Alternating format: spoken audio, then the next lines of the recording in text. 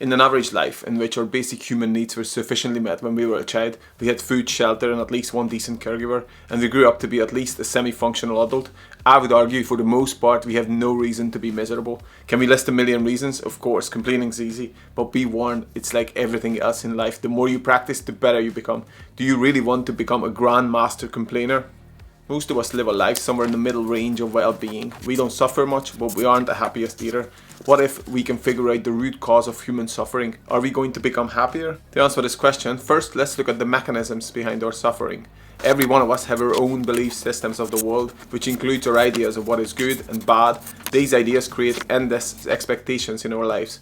When these expectations are met, we judge it as good and it feels good, but when life doesn't meet our expectations, we say that's bad and we feel bad and suffer. In other words, our level of happiness in our life largely determined by how well our life events align with our expectations. For example, you may think having a lot of money is a good thing and you don't have it, so you deem it bad, you suffer. Or if you believe you should be treated nicely by others, when someone mistreats you, you suffer. The point is, in both of these cases, we believe we suffer because of these outside events and it has nothing to do with us. But in reality, we are the only one who can make ourselves suffer through our beliefs.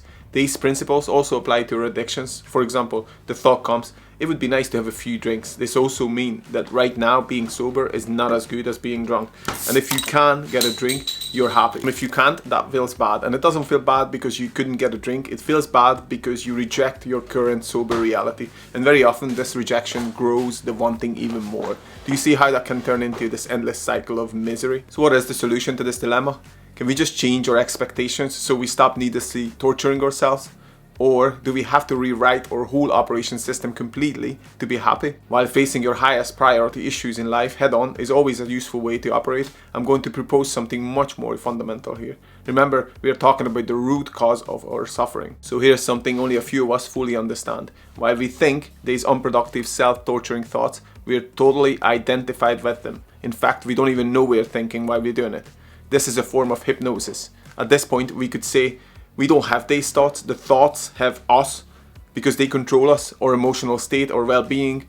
We are spending most of our life lost in thoughts while fully experiencing their effects. That is insanity. But the good news is it's optional. So here is a simple solution to immediately stop our suffering.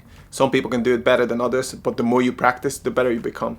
If we could simply know what we are thinking in every moment with a clear knowing, that would immediately break that spell of thought. Let me repeat it. The root cause of our suffering is identification with our thoughts. Paying close attention to every thought breaks this cycle. It will literally change your reality. You will find yourself in an alternative universe right until you slip back into your dreamed world. Yes, it's that simple. But don't be fooled. Getting over this hurdle is not as easy as it sounds. Simply because of years of unconscious conditioning will cause you to get lost in your thoughts and live out the consequences all the frickin' time. But every time you interrupt this process, by clear knowing, you are taking away your thoughts' power over your life. That is called liberation, my friend. Let me give you a couple of practical tips at the end here to help you break this spell you're under. First, try to understand and clearly see the whole process during your day-to-day life. Second, you should investigate these questions. What is a thought? How do thoughts work? Am I my thoughts? If not, who am I? What is my most painful thought? How does it feel? Remember, never run away from the pain created by your thoughts. Always feel them fully. And finally, learn how long a negative emotion can last without identification with your thoughts. Let me give you a hint. It's not going to be years, months, weeks, days, hours, or even minutes. It's in the seconds. And I promise you, this is the best news you heard all day.